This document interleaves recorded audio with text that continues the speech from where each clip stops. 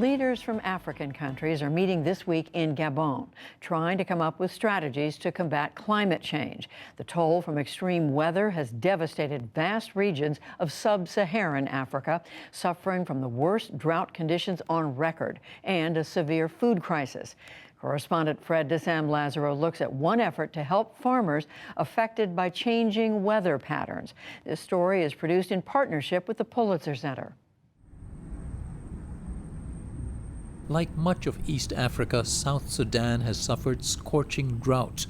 Yet, in a cruel twist, many parts of this country are actually still inundated from flooding late last year. What has happened in the last 3 years in South Sudan has never been seen in living memory. Niall Tietmamer is a climate scientist based in South Sudan's capital, Juba. This country has been ravaged by war before independence in 2011, civil conflict since then, and erratic weather. Flooding added hundreds of thousands of climate refugees to those fleeing conflict. About 2 million people live in squalid camps. The country faces an acute hunger crisis. So the fields, as you can see, are pretty waterlogged already, and we're told that the rains have not really arrived in earnest.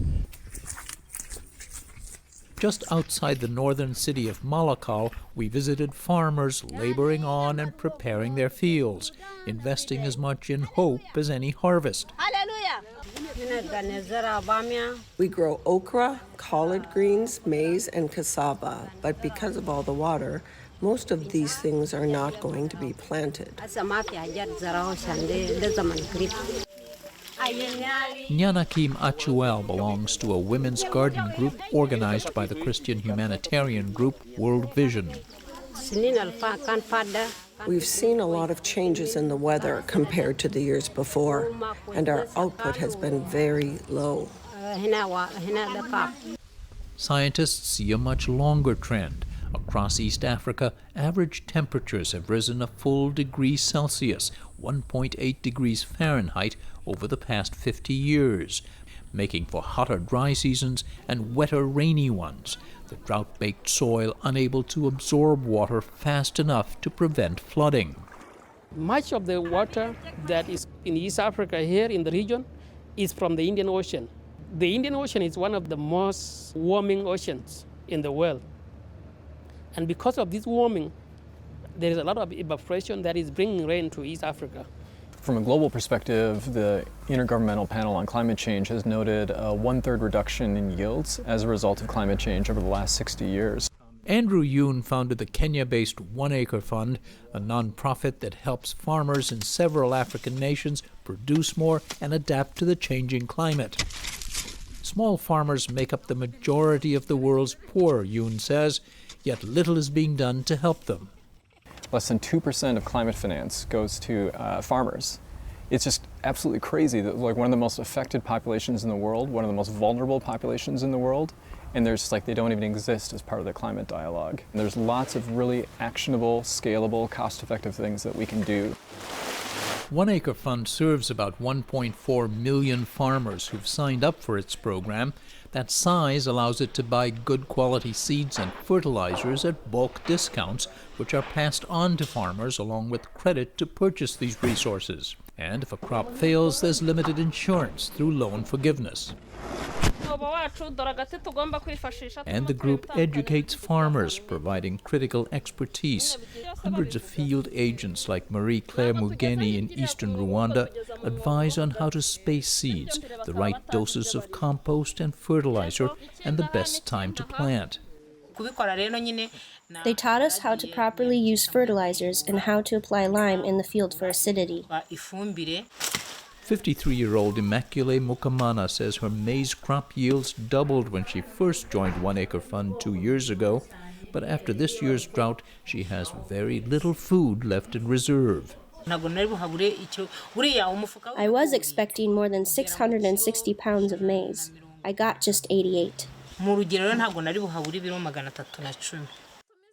To help survive lean years, One Acre Fund is now pushing members to diversify, to grow more than one compatible crop in the same field, for example, or grow specialty crops like vegetables. Proteus Baruch Wanabusa had a poor crop of maize and potatoes this year, but with bumper harvests a year earlier, he had savings. He purchased a diesel pump which now waters an abundant field of vegetables he'll sell in nearby markets, insurance against another sparse grain or potato crop. I'm currently growing tomatoes, green peppers, and eggplants. Before I could grow these vegetables, but not at a large scale. But since I now have this pump, I use it to irrigate, even during dry season or when there is no rain. Another climate-driven initiative here is planting 1 billion trees on farmers' lands. Other such campaigns have been difficult to sustain. But One Acre Fund says its focus is on the economic benefits as much as environmental, using trees that can provide wood or fruit. At the edge of the tree nursery is a demonstrator model, if you will, that should clinch the deal with any reluctant farmer. This 2-year-old avocado tree is already about 10 feet tall. It's already bearing fruit, and in 1 year will be considered full-grown, and at that stage is expected to bear something like 600 pounds of avocado each season. When farmers sell those avocados, if they're not able to find markets, they can eat them, and avocados are obviously wonderful for child nutrition. And then, of course, there's a modest carbon benefit because that tree is never cut down. It sounds good in theory, but The trees I got, they died. the real world is where farmers like Immaculée live. The drought forced her to take a job far from her field, she says, and water was scarce. So what we're doing now with the avocados, we're delivering them a bit more mature than we did in the past. Milindi Sibomana heads research and development for One Acre in Rwanda. So that they'll need slightly less care, not no care, but slightly less care. It's learning as you go, he says, with feedback from farmers and results from research plots like these. We test the product here before we scale it. This maize plot was planted in late March. Too late, it turns out, because the rains came and ended earlier than usual. It didn't cob well, there's no grain on it. Shows you that A failed crop, but that's how these test plots offer data on what to plant, where, and based on weather forecasts, when. We try and capture as many variations in conditions. If you use the right fertilizer, if you use the right practices, this is the crop that you're going to get from it.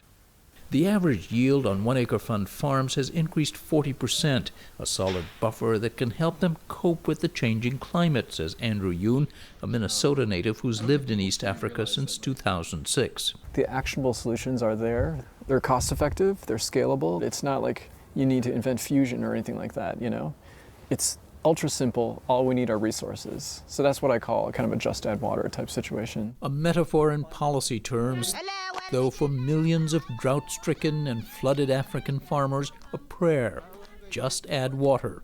Not too much, not too late. For the PBS NewsHour, I'm Fred Disem Lazaro, near Malakal, South Sudan. And a reminder that Fred's reporting is in partnership with the Undertold Stories Project at the University of St. Thomas in Minnesota.